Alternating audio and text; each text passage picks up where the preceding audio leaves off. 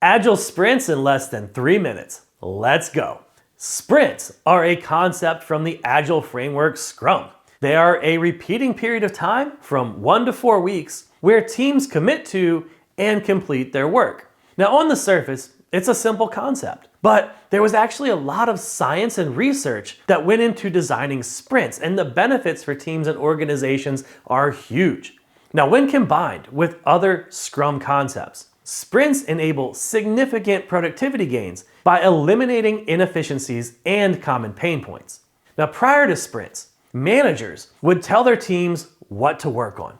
Now, we call this a push system in the Agile world. In push systems, managers often change their minds about what their team should work on.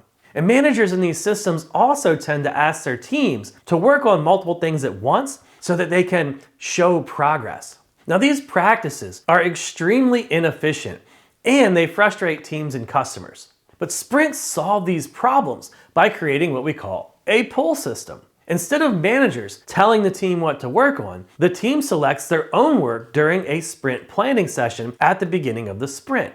And once the team selects their work for that sprint, it doesn't change unless there are exceptional circumstances. And speaking of not changing, once the teams pick their sprint duration, it stays the same along with their meeting times. And Scrum meetings actually used to be called ceremonies to reinforce the idea of keeping them consistent. Now, this regular cadence eliminates the frustrations and inefficiencies that come with frequently canceling or rescheduling meetings. Now, at the end of the sprint, there are 2 closing sessions, a sprint review and a retrospective.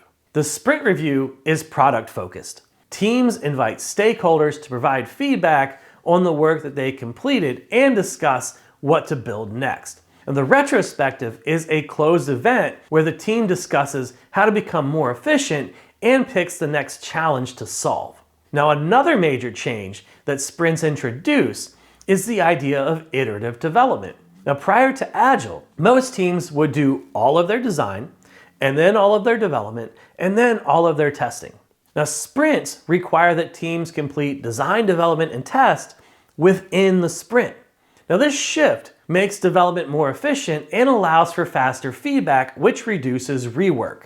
Now, sprints are awesome. They protect the team and create an ideal work environment, but they are just one element of Scrum.